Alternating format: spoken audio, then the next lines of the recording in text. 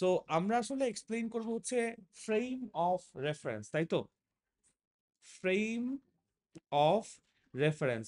গত ক্লাসে আমরা বলেছিলাম ফিজিক্যাল ওয়ার্ল্ডের যে চারটা এলিমেন্ট আছে তাদের মিউচুয়াল ইন্টারাকশনকে আমরা ইভেন্টস বলেছি। সেই ইভেন্টস গুলো অবজার্ভ করে একজন অবজারভার, তাই তো? অবজারভেশন গুলোকে যখন সে আইসা আমাদের কাছে কমিউনিকেট করবে, সে আমাদেরকে বলবে যে আমি কোনো একটা রুমের মধ্যে ফর এক্সাম্পল একটা অবজেক্টকে দেখছিলাম যে 4 মিটার পার সেকেন্ড ভেলোসিটিতে মুভ করতেছে। তাহলে অবজেক্টটা যে 4 মিটার পার সেকেন্ড ভেলোসিটিতে মুভ করছে, ও তার সারাউন্ডিং এর রেসপেক্টে 4 মিটার করে পার সেকেন্ডে আগাইছে, এটা ও মেজার করছে না? তাহলে ও একটা সারাউন্ডিং কে ফিক্স করছে, যেই সারাউন্ডিং কে বলছে দিস ইজ অ্যাবসলিউটলি রেস্ট। এইটার রেফারেন্সে বাকি সবাই আইদার মুভিং হবে অথবা অ্যাট রেস্ট হবে। ফর এক্সাম্পল আমরা এই রুমের মধ্যে বসে আছি, সো এই রুমের যে ওয়াল গুলো আছে এটাকে আমরা যদি একটা ফ্রেম চিন্তা করি, ওইটার রেসপেক্টে এই বেঞ্চ গুলো নট মুভিং অ্যাট রেস্ট, বোর্ডটা not moving at rest, but আমার হাত মুভিং, সো ইটস মুভিং, মানে ইন মোশন, তাই তো? সো এই ওয়ালগুলোকে আমরা বলতে পারি এই ক্লাসরুমের জন্য frame of reference. So frame of reference হচ্ছে, এখানে কি বলছে দেখো, a coordinate system or a viewpoint used to observe and measure the position, velocity and other physical property. That means আমি নাহিয়ান কতটুকু দূরে বসে আছে এই রুমে, যদি ওইটাকে আমি ওই ডোরটাকে এন্ট্রি পয়েন্ট বলি, লেটস সে ওখান থেকে 5 মিটার বা 2 মিটার ডিস্টেন্সে নাহিয়ান বসে আছে এখন। সো এই যে রেফারেন্সের আমি মেজারমেন্টটা শুরু করতে পারলাম বিকজ আমি এই ফ্রেমটাকে রেফারেন্স ধরছি, বুঝতে পারছি? বাট যদি আমি এখন ফ্রেম এই বিল্ডিংটাকেই রেফারেন্স না ধরে, লেটস সে গলির মুখে যে মনোয়ারা হসপিটাল আছে ওটাকে রেফারেন্স ধরি, তাহলে বলবো আমি মনোয়ারা হসপিটাল থেকে সে অলমোস্ট 500 মিটার ডিস্টেন্সে আছি। আমার ডিস্টেন্স চেঞ্জ হয়ে গেল না? আমার পুরো মেজারমেন্ট চেঞ্জ হয়ে গেল না? জাস্ট বিকজ আমরা ফ্রেম অফ রেফারেন্সটা চেঞ্জ করছি। বলো এবার। পয়েন্ট অফ রেফারেন্স আরেকটু পরে আসবে, না না, পয়েন্ট অফ রেফারেন্স আরেকটু পরে আসবে। যখন আমি ফ্রেম অফ রেফারেন্স ফিক্স করে ফেলছি, সেই ফ্রেম অফ রেফারেন্সের বিশাল জায়গার যে কোনো একটা পয়েন্টকে আমার সুবিধা মতো আমি পয়েন্ট অফ রেফারেন্স বলবো। কোঅর্ডিনেট অনুযায়ী মানে 0 0 বলবো। পয়েন্ট অফ রেফারেন্স অনেক দূরের কথা, আগে তুমি ফ্রেম অফ রেফারেন্স ফিক্স করতেছো, তারপর তুমি বলছো মনোয়ারা হসপিটাল থেকে লেটস সে আমি 500 মিটার দূরে। মনোয়ারা হসপিটালও তো একটা বড় জায়গা, ওরও তো লেন্থ আছে, উইডথ আছে, ওর কোন কর্নার পয়েন্ট থেকে বা ওর কোন পয়েন্ট থেকে, বিকজ ওর ওটি রুম থেকে আমার ডিস্টেন্স ভিন্ন হবে, আর ওর রিসেপশন থেকে আমার ডিস্টেন্স কি ভিন্ন হবে। সো তখন তুমি রেফারেন্স পয়েন্টের কথায় যাবা।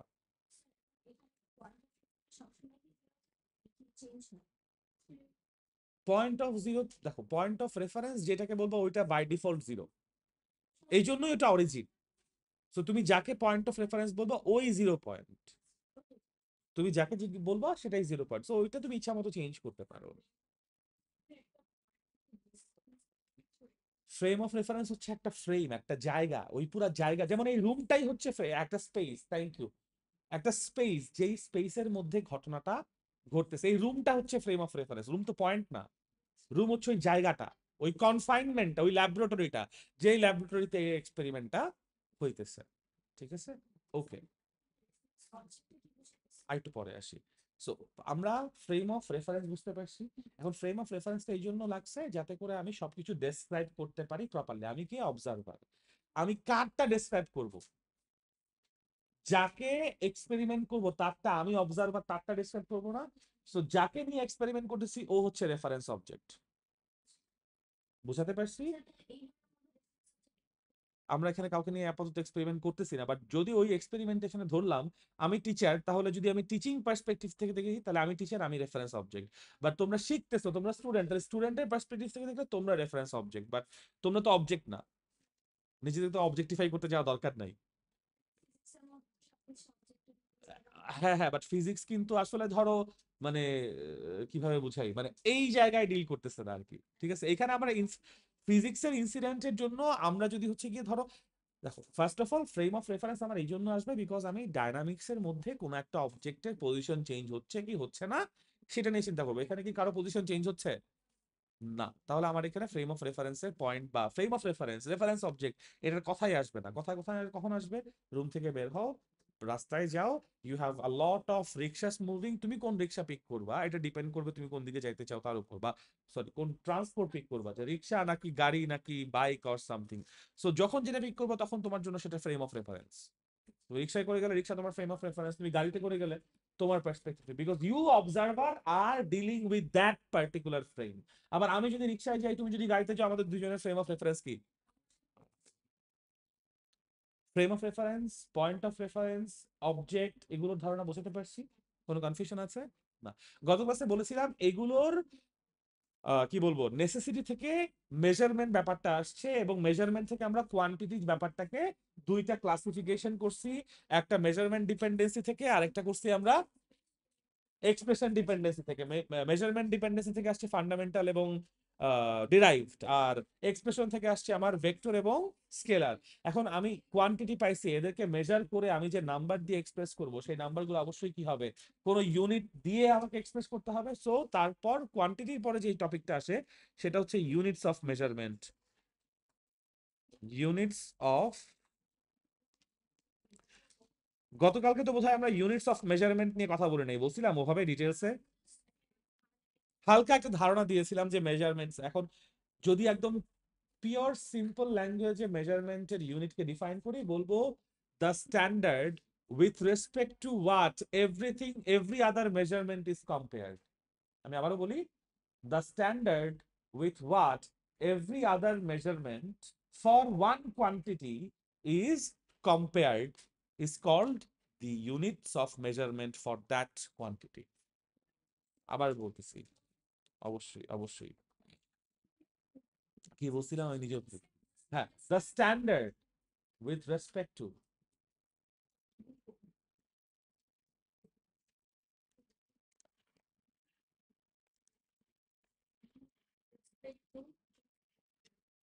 the standard with respect to what or which, what slash which,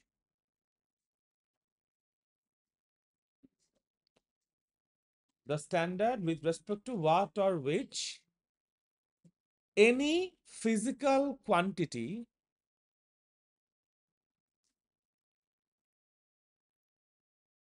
is expressed or compared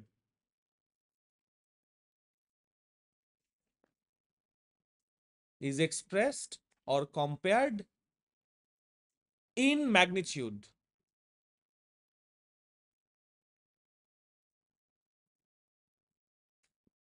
is called a unit of measurement. Is called a unit of measurement. The standard with respect to which or what any physical quantity is expressed or compared in magnitude is called unit of measurement. They provide a reference, they meaning units of measurements, they provide a reference so that measurements can be communicated clearly and consistently. So that measurements can be communicated clearly and consistently.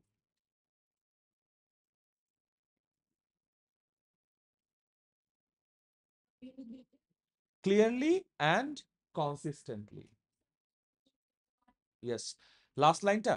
They provide a reference point, point like a reference, so that measurements can be communicated clearly and consistently. Consistently. Constant and consistent. মানে reference কোনটাকে? They provide a reference আর কি, একটা reference দেয়। Reference বলতে আমি কি বুঝি? Units of মেজারমেন্টকে, আচ্ছা একটু একজন পড়ো তো, আমি কি বলছি?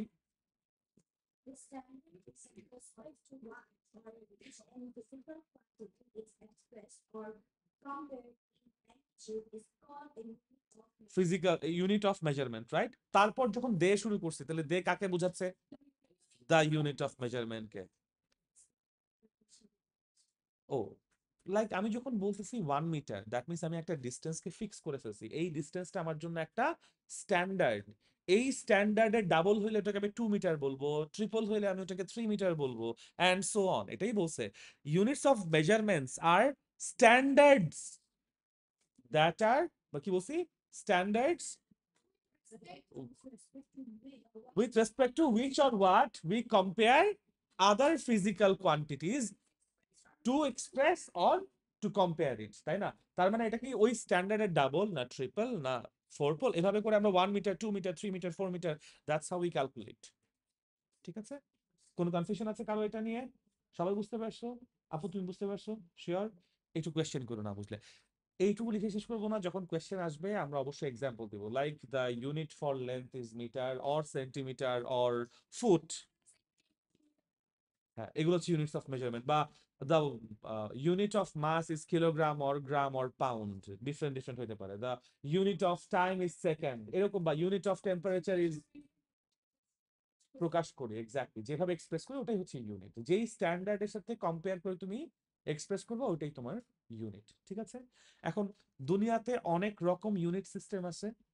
মেজরলি একদম যদি শুরু থেকে চিন্তা করে আসি, দুইটা সিস্টেমে আগে ভাগ করা হইতো দুনিয়াতে। একটাকে বলে metric system,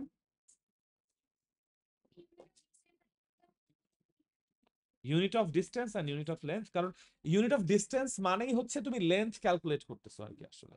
so measure units of system, units of measurement দুইটা সিস্টেমে ভাগ আছে। একদম যদি আমি ইনিশিয়াল টাইমের কথা চিন্তা করি, একটা হচ্ছে মেট্রিক সিস্টেম, আরেকটা হচ্ছে এম্পেরিক্যাল সিস্টেম।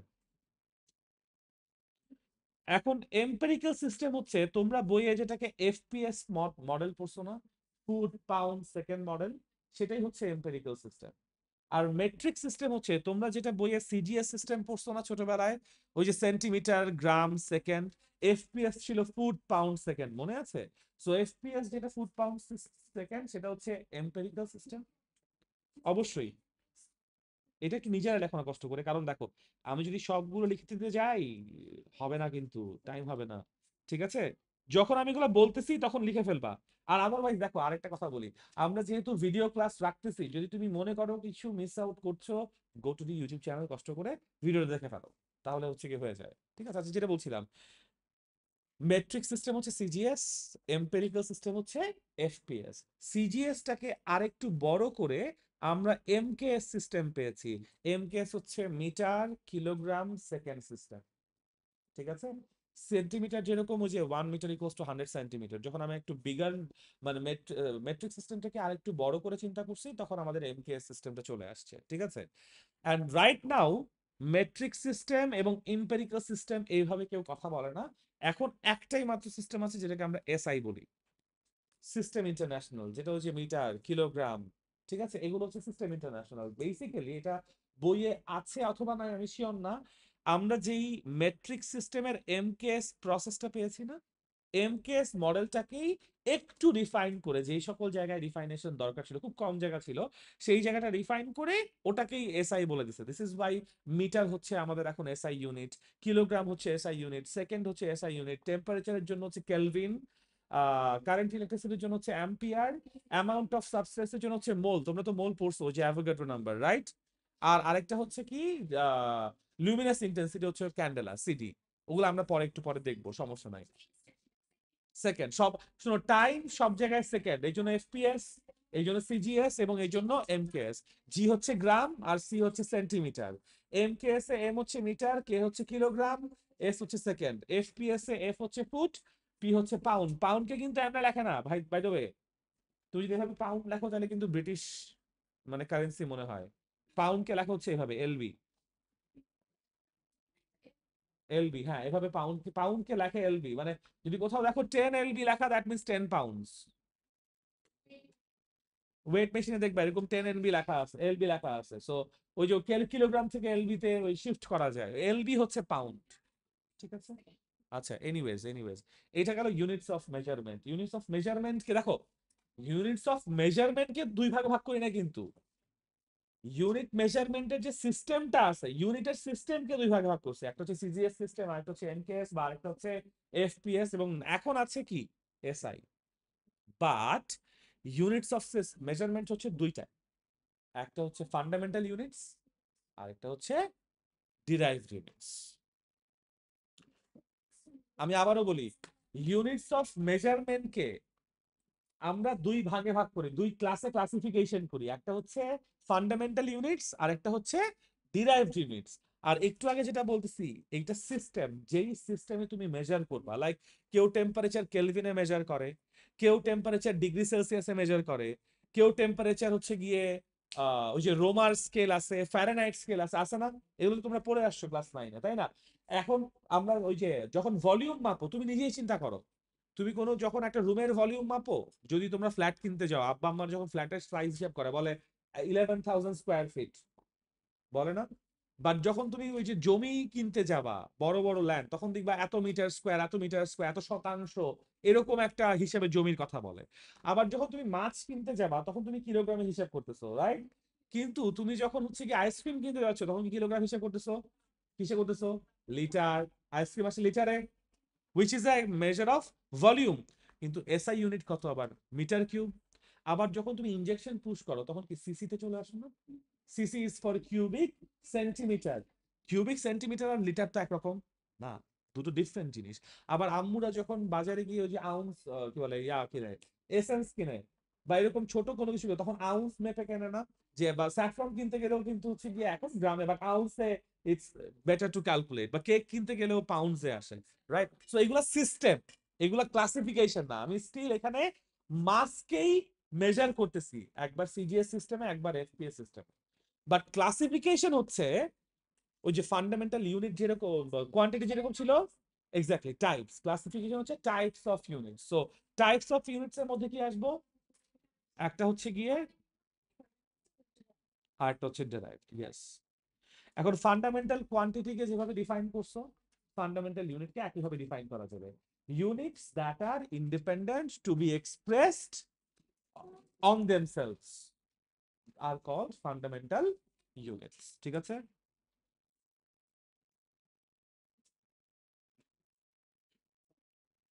এটা লিখে নিয়ে আসবা। ফান্ডামেন্টাল কোয়ান্টিটি এবং ডেরাইভ কোয়ান্টিটিকে যেভাবে ডিফাইন করেছো, আচ্ছা ঠিক আছে, আমি একটু রিফাইন করে বলি। ফান্ডামেন্টাল ইউনিটস, কি বলেছিলাম যিনি? ওই তো, ফান্ডামেন্টাল ইউনিটস আর the basic units of measurement. লেখো, ফান্ডামেন্টাল ইউনিটস আর the basic units of measurement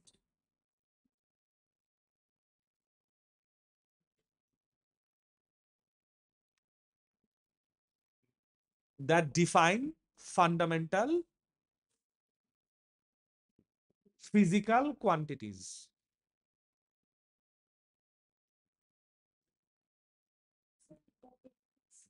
Fundamental physical quantities. These units are independent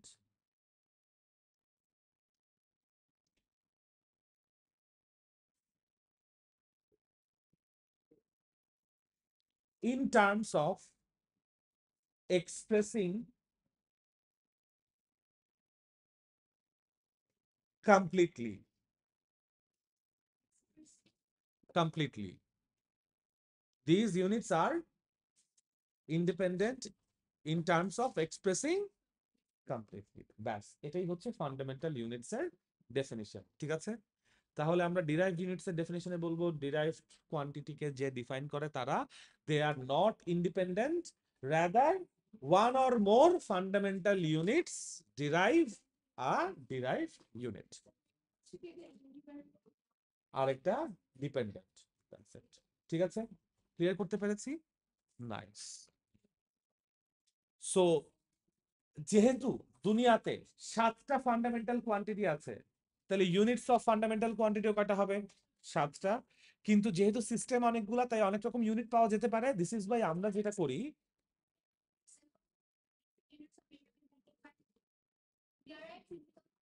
হ্যাঁ, তার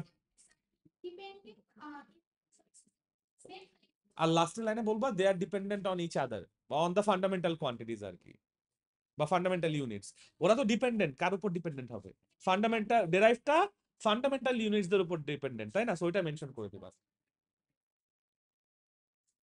কোনটা লাস্টের লাইন?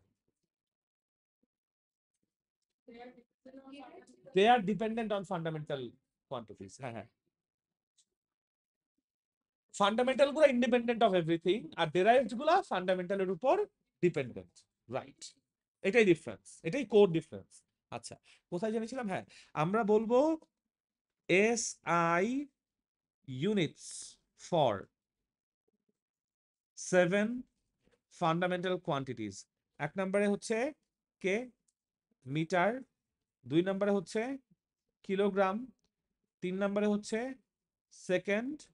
4 নম্বরে হচ্ছে কেলভিন। 5 নম্বরে হচ্ছে অ্যাম্পিয়ার। 6 নম্বরে হচ্ছে মোল, যেটা অ্যামাউন্ট অফ সাবস্টেন্স। আর 7 নম্বরে হচ্ছে ক্যান্ডেলা।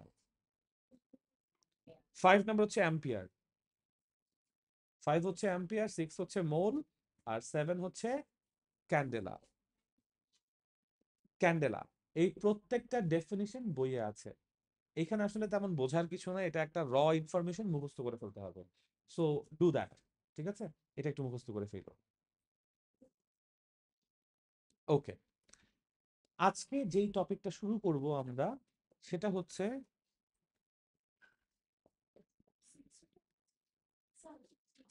আগের স্লাইডটা দিয়ে দিব, তখন লিখে নিও। এখন ক্যাচ আপ করি। ডিমেনশনস, আমাকে কেউ বলতে পারো, আচ্ছা কেউ কি পড়ছো ডিমেনশনস নিয়ে এর আগে? ডাইমেনশনস, আচ্ছা আগে বলি ডাইমেনশনস। না না না, ওগুলো না। ডাইমেনশনস গুলো কেন আসছে সেটা আগে বলি। আমরা যখন বলতেছি ফান্ডামেন্টাল কোয়ান্টিটি এবং ফান্ডামেন্টাল ইউনিট হচ্ছে কনস্ট্যান্ট 7টা, বাট ডিরাইভড গুলো হচ্ছে ইনফিনিট। দ্যাট মিনস আমি আমার সুযোগ অনুযায়ী, সময় অনুযায়ী চাইলে এখন আমার ইচ্ছা হয়েছে বা আমার সুবিধা লাগবে, দিস ইজ ওয়াই আমি একটা ইউনিট ক্রিয়েট করে ফেলতে পারবো। বাট ধর আমি তো বাংলা ভাষায় কথা বলছি, বাংলা ভাষায় আমরা যেভাবে একটা ইউনিটকে ডাকতেছি, লেটস সে একজন পর্তুগিজ এসে সেই ভাষাটা বুঝতে পারতেছে না। সো আমার ওকে কমিউনিকেট করতে হবে যে আমি কি ইউনিট নিয়ে কাজ করতেছি। বাট সিন্স আমরা দুইজনে সায়েন্সের স্টুডেন্ট, আমরা 7টা ফান্ডামেন্টাল কোয়ান্টিটি জানি। এবং আমরা যদি এটা ধরে নেই, সবাই অ্যাজিউম করে নেই যে মাসকে আমরা এম দিয়ে এক্সপ্রেস করব, লেন্থকে আমরা এল দিয়ে এক্সপ্রেস করব, টাইমকে আমরা টি দিয়ে এক্সপ্রেস করব, বিকজ এই অ্যালফাবেট গুলো সবাই চিনে respective of Nations right now, তাই তো? সো এখন আমি বুঝাইতে চাই, লেটস সে আমি ভেলোসিটি ক্যালকুলেট করতে চাই, কিন্তু আমি ওকে ভেলোসিটি জিনিসটা কি, ডিসপ্লেসমেন্ট জিনিসটা কি আমার ভাষায় ক্যালকুলেট করে বুঝাইতে বা এক্সপ্লেইন করে বুঝাইতে পারতেছি না। সো আমি ওকে বলবো, হোয়াট ইউ ডু ইজ, তুমি একটা লেন্থ ক্যালকুলেট করো, আর তুমি একটা টাইম ক্যালকুলেট করো ওই লেন্থটা ক্রস করতে কতটুকু লাগছে টাইম, আর তারপর ওই লেন্থকে টাইম দিয়ে ডিভাইড করে দাও। আমি যদি সামহাও এইটুকুও কমিউনিকেট করতে পারি, ও বুঝবে যে ও নিশ্চয়ই ভেলোসিটির কথাই বলতেছে, আর কিছু নাই আসলে এভাবে ক্যালকুলেট করার, তাই না? সো আমি যদি এখন ওকে বলি যে আমি যেই ইউনিটটা তোমাকে বের করতে বলতেছি সেই ইউনিটটা দেখতে এরকম, ও জানে না যে আমি ভেলোসিটিকে কি নামে রাখি, কিন্তু ও জানে যে লেন্থ এল দেখলেই ও বুঝবে লেন্থ, টাইম দেখলেই ও বুঝবে টি, আর টু দি পাওয়ার -1 মানে বেসিক্যালি এল বাই। আমার কমিউনিকেশন অনেক বেশি ক্লিয়ার হয়ে গেল না? একটু আগে আমরা ইউনিটস অফ মেজারমেন্টেই কিন্তু এই কথাটা বলছি, দিজ আর ইউজড যাতে করে আমরা মানে ক্লিয়ারলি কমিউনিকেট করতে পারি, কনসিস্টেন্টলি কমিউনিকেট করতে পারি, তাই না? সো আমার তাহলে ইউনিটের পাশাপাশি এমন কোন সিম্বলিজম বা এমন কোন প্রসেস দেওয়া লাগবে যেইটা দিয়ে আমি শুধু এইটাই বুঝতে পারবো না যে কোন কোন ফান্ডামেন্টাল ইউনিট দিয়ে একটা ডেরাইভড কোয়ান্টিটি হয়েছে, রাদার ওইগুলা কি গুণ হয়েছে নাকি ভাগ হয়েছে, এটাও মানে অপারেশনটা কিরকম, গুণ না ভাগ, সেটাও বুঝতে পারবো। তাহলে আমার ওই কোয়ান্টিটিটার নামও জানা দরকার হয় না, অনেক ক্ষেত্রে we can just calculated, or আমরা বুঝতে পারবো যে অ্যাটলিস্ট এই এই ফান্ডামেন্টাল কোয়ান্টিটি নিয়ে হিসাবের কথা বলা হচ্ছে, রাইট? এই জায়গা থেকে ডিমেনশনের প্রয়োজনীয়তাটা আসছে। অ্যান্ড উই ডিফাইন যে একটা ডিরাইভড কোয়ান্টিটিতে ফান্ডামেন্টাল কোয়ান্টিটি গুলোর যে সিম্বল গুলো আছে, তার মাথার উপরে যে পাওয়ার গুলো বসে না, ওই পাওয়ার গুলোকেই আমি বলবো হচ্ছে ডিমেনশনস, নট এম। এম কে আমরা ডিমেনশন বলবো না, এম এর মাথার উপরে যে 1 আছে সেইটা হচ্ছে মাসের ডিমেনশন, লেন্থের মাথার উপর যেটা আছে সেটা হচ্ছে লেন্থের ডিমেনশন। যেমন এলটি ইনভার্স 1, এটা হচ্ছে, তুমি যদি বলো এটাকে একটা ইকুয়েশন আকারে প্রকাশ করতে, তুমি থার্ড ব্র্যাকেটের মধ্যে বাম পাশে ভেলোসিটি দিবা ভি, রাইট হ্যান্ড সাইডে তুমি এলটি ইনভার্স 1 দিবা, রাইট? এইখানে ভেলোসিটিতে লেন্থের ডিমেনশন হচ্ছে 1, আর টি এর ডিমেনশন হচ্ছে -1। লেন্থের জন্য আলাদা ডিমেনশন কাজ করবে, টি এর জন্য আলাদা ডিমেনশন কাজ করবে। এখন কোনটা দেখা যাচ্ছে না? হ্যাঁ হ্যাঁ 1 ধরে নিব, কারণ আমরা ওই যে পাওয়ারের রুলস ইউজ করতেছি এখানে। পাওয়ারে তো আমরা বলছি না 1 থাকলে ওটা না দিলেও চলে, রাইট? এখন দেখো লেন্থের হাইয়েস্ট ডিমেনশন হতে পারে 3টা আমাদের জন্য, কারণ তুমি যেইটা ক্যালকুলেট করবা, যেটার লেন্থ ক্যালকুলেট করবা, যেই অবজেক্টটার, তুমি হাইয়েস্ট তার লেন্থ পাবা, ওর হাইট পাবা, আর ওর উইডথ পাবা, ব্রেথ পাবা। এই 3টা ছাড়া আর কোনো লেন্থ পাবা না। তুমি যদি গুণ করতেও চাও, তোমার হাইয়েস্ট কয়টা লেন্থের মধ্যে গুণ করতে হবে? L into L into L. So তুমি কখনোই এল কিউবের বেশি, মানে ডিমেনশন, মানে এল এর ডিমেনশন 3 এর বেশি তুমি পাবা না, হুইচ ইজ ওয়াই আমরা বলি 3D object, 3 dimensional object, cause 3 dimensional অবজেক্টের লেন্থের ডিমেনশন কত? কখনো কি আমি বলি যে এল 3 ডিমেনশনের? না। সবাই ডিমেনশন বলতে বুঝে এম বা এল, বাট না, ডিমেনশন আসলে এম বা এল না, ডিমেনশন হচ্ছে এম এর উপরের যে পাওয়ার, এল এর উপরের যে পাওয়ার। দিস ইজ ওয়াই আমরা বলি 3D স্পেস। স্পেস মানে ওর এল আছে, কিন্তু এল কয়বার আছে? মানে 3 বার এসে তুমি পুরো ভলিউমটা পাবা। That's why L into L into L, L that's why 3 dimension বলি আমরা। বুঝতে পারছো? আবার যখন তুমি 2D বলতেছো, 2D কখন বলতেছো? এই এইটা একটা 2D, রাইট? বিকজ ওর দুইটা লেন্থ আছে, একটা আছে ওর লেন্থ আর একটা আছে ওর উইডথ। তুমি এটা ক্রস করলে তুমি এরিয়াটা পাচ্ছ। আমি বুঝতে পারছি? দিস ইজ ওয়াই সে একটা 2D অবজেক্ট। মানে দেখো হাইট আছে কিন্তু লেন্থ আছে, কিন্তু ওর ব্রেড নাই, মানে আমার স্ক্রিনটার তো ব্রেড নাই, মানে আমার অবজেক্টটার আছে। আমি তো পুরো ফ্ল্যাট প্যানেলের কথা বলছি না, স্ক্রিনে যা আছে তা তো 2D ইমেজ না। ওইটা বলো। এল এর উপরে 3 দিয়ে, মানে যখন আমরা একটা 3D অবজেক্ট নিয়ে কথা বলি, ওর ভলিউম বের করতে তুমি কি ইউজ করো?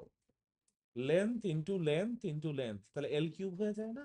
দ্যাট ইজ বাই এটাকে 3D অবজেক্ট বলে, 3 ডিমেনশন বলে, মানে ডিমেনশনটা 3। সো ডিমেনশন আসলে এল না, ডিমেনশন হচ্ছে এল এর উপর কত পাওয়ার আছে। যদি তোমাকে বলে ফোর্সের ডিমেনশন কত, আমরা বলি যে ফোর্সের ডিমেনশন হচ্ছে এম এল টি ইনভার্স 2, তাই না? আমরা ভুল বলি। ফোর্সের মধ্যে মাসের ডিমেনশন 1, লেন্থের ডিমেনশন 1, আর টাইমের ডিমেনশন হচ্ছে, বোঝাতে পারছি? সো ডিমেনশন হচ্ছে কোনো একটা ডিরাইভড কোয়ান্টিটিতে আমার যে ফান্ডামেন্টাল কোয়ান্টিটি গুলো আছে, তাদের পাওয়ার গুলো, তাদের যে রিলেশনশিপ, তাদের যে ম্যাথমেটিক্যাল এক্সপ্রেশন আছে, সেই এক্সপ্রেশন থেকে ওই পাওয়ার গুলোই হচ্ছে আমার ডিমেনশন। তোমরা যদি বইটা খুলো, বইয়ে বোধহয় ডিমেনশনের একটা ডেফিনেশন থাকার কথা। কোথাও না কোথাও আছে, কি দিছে?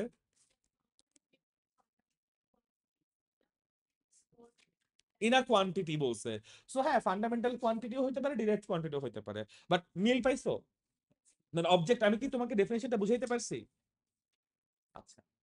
এখন একটা জিনিস আমরা জানি, অ্যালজেব্রা যারা যারা করে আসছি, যে let's say X and Y, যদি আমরা প্লাস করে একটা এক্সপ্রেশন বলি এক্স প্লাস ওয়াই, এই প্লাসটা, এই অপারেশনটা আমি তখনই করতে পারবো যদি X and Y homogeneous material হয়। ফর এক্সাম্পল, এক্স হচ্ছে মানুষ, ওয়াই হচ্ছে গাছের পাতা, এক্স প্লাস ওয়াই করা যাবে না? যাবে? আমি কি বোঝাতে পারছি? সো আমার হোমোজিনিয়াস কোয়ান্টিটি বা same quantity, same type quantity না হলে আমরা এই অ্যাডিশন গুলো করতে পারবো না, রাইট? সো তুমি যখন একটা ম্যাথমেটিক্যাল ইকুয়েশন বা ফিজিক্সেরও যে ইকুয়েশন গুলো আমরা বলি না, let's say V is equals to U plus at, এটা আমরা বলি বলি না? তো এই ইকুয়েশনের মধ্যে ভি একটা ভ্যারিয়েবল, ইউ একটা ভ্যারিয়েবল, বা ভ্যারিয়েবল না হলেও ভি একটা টার্ম, তাই না? ইউ একটা টার্ম, এ একটা টার্ম। এ আসলে নিজে টার্ম না, এ টি পুরাপুরি নিজে একটা টার্ম, তাই তো? এই যে 3টা টার্ম একটা ইকুয়েশনের মধ্যে আছে, প্লাস বা মাইনাস দিয়ে আছে, রাইট? তার মানে অবশ্যই 3টা টার্ম হোমোজিনিয়াস কোয়ান্টিটি হইতে হবে। যদি হোমোজিনিয়াস কোয়ান্টিটি না হয়, তুমি একটা এক্সপ্রেশনের মধ্যে, একটা ইকুয়েশনের মধ্যে বসাইতে পারো না। পারো? মনে হয় যেটা বললাম এক্স প্লাস ওয়াই তুমি তখনই করতে পারো যদি এক্স আর ওয়াই দুইটাই মানুষ, বা এক্স ওয়াই আর ওয়াই দুইটাই গাছের পাতা হয়। এক্স গাছের পাতা, ওয়াই মানুষ যোগ করা যাবে না, অপারেশন করা যাবে না। সো যখন ফিজিক্সের এরকম ইকুয়েশন গুলো নিয়ে আমরা কাজ করি, ধরো এগুলো তো গিভেন ইকুয়েশন, বাট যখন নতুন কোনো এক্সপেরিমেন্ট করে তুমি নতুন কোনো রিলেশনশিপ বা এক্সপ্রেশন ড্র করছো, তোমার এক্সপ্রেশনটা ঠিক আছে নাকি ঠিক নাই, এটা তুমি তুমি জানো না, জানো? ওই যে আমরা যদি সায়েন্টিফিক প্রসেসের করে চলে যাই, হাইপোথিসিস করছো, এক্সপেরিমেন্টেশন করছো, রেজাল্ট ডিসকাশনে আসছো, রেজাল্ট ডিসকাশনে তোমার কাছে যে ইকুয়েশনটা আছে, এক্সপ্রেশনটা আছে, তুমি যে ঠিক করছো, এটা তোমার ডিসিশন নিতে হবে না? ডিসিশন নেওয়ার জন্য তুমি তো এই ইকুয়েশনটা নতুন বানাইছো, তুমি তো জানো না ঠিক নাকি ঠিক না, সেটা বোঝার ওয়ে হচ্ছে প্রতিটা টার্ম হোমোজিনিয়াস কোয়ান্টিটি নাকি না এটা টেস্ট করা। এক্সপেরিমেন্টটার মধ্যে।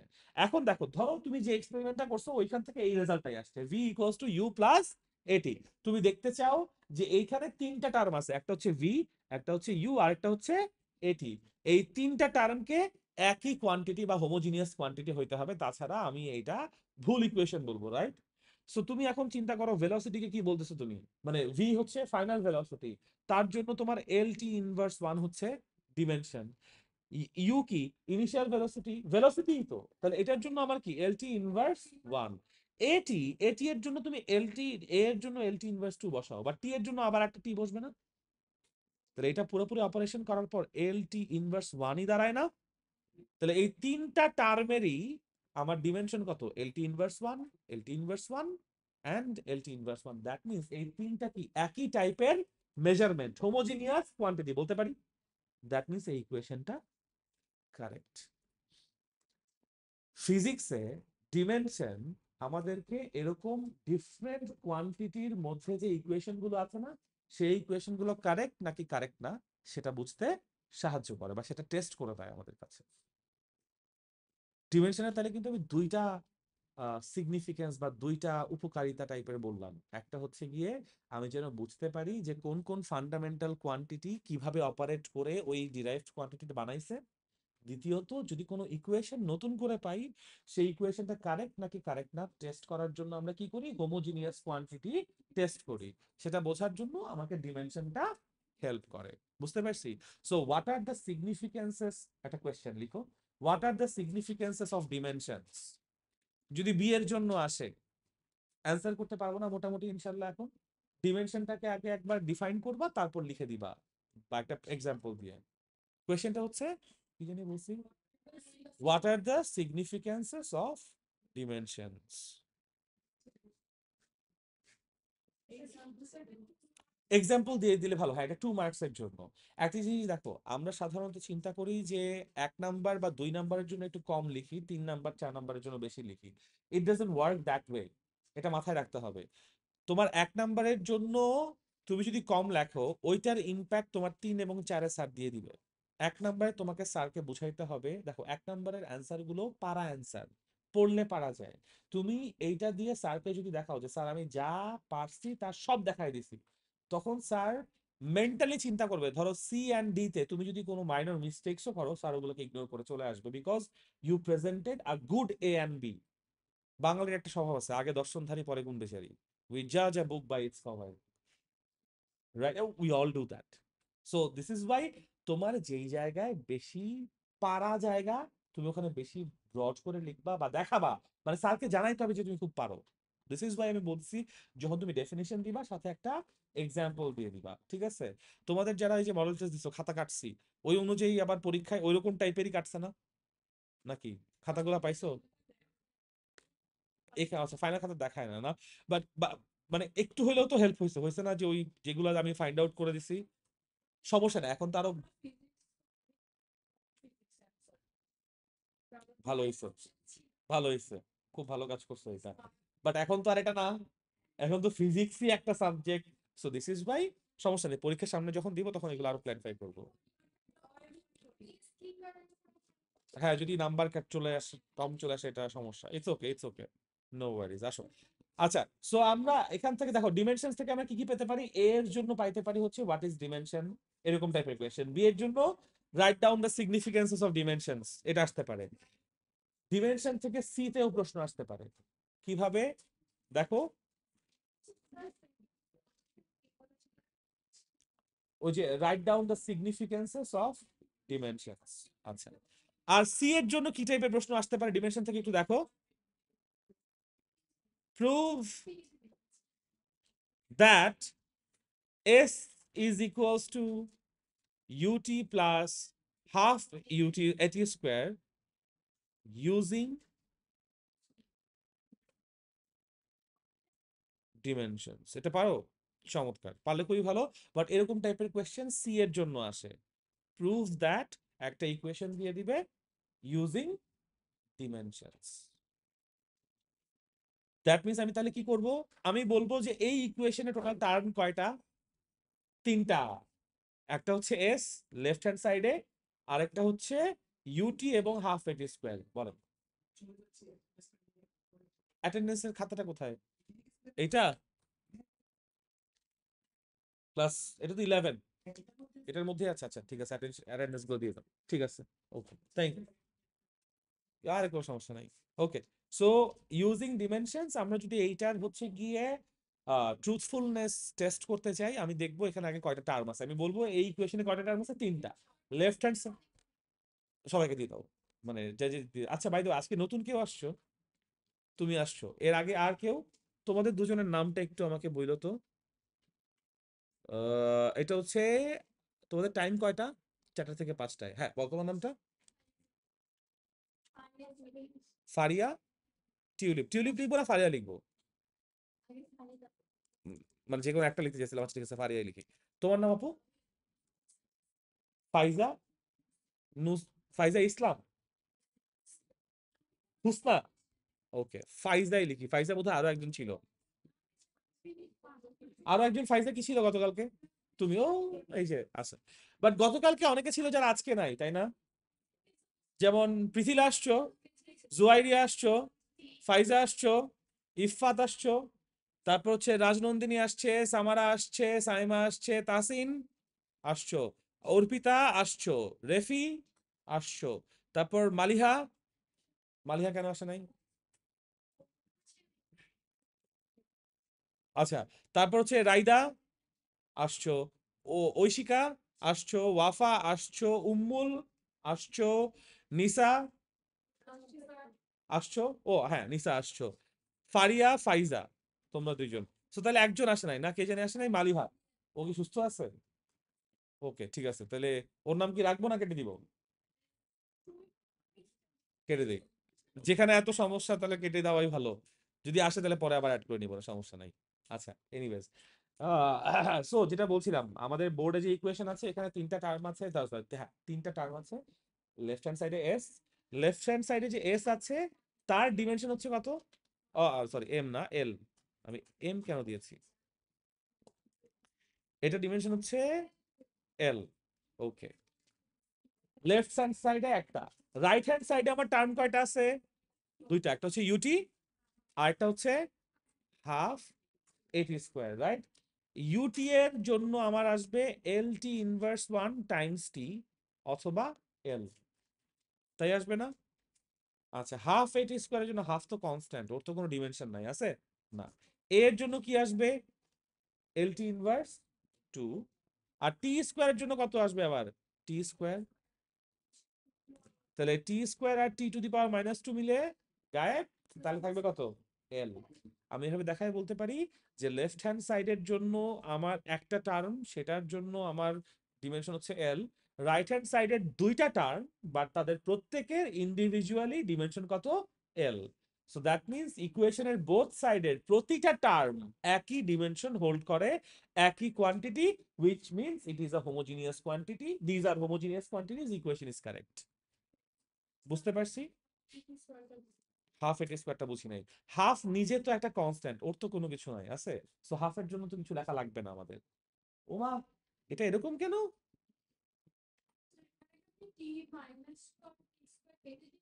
হ্যাঁ, টি টু দি পাওয়ার -2 +2 মিলে কত? টি টু দি পাওয়ার 0 হয় না? টি টু দি পাওয়ার 0 মানে কত? 1। এখানেও এল। দুটাই এলই হয়ে গেল, তার মানে সবগুলো টার্মে কি একই ডিমেনশন হোল্ড করতেছে। কিন্তু ওটা তো কথা না, কথা হচ্ছে যে, আরে ওটা স্টাক হয়ে গেছে, দাঁড়াও। মানে আমি এখানে দেখো এল পর্যন্ত লিখে বসে আছি, ও টি স্কোয়ারের পরে একটা অ্যারো পর্যন্ত, মানে সি। আমার তো এটা আবার যায়ও না, গেছে।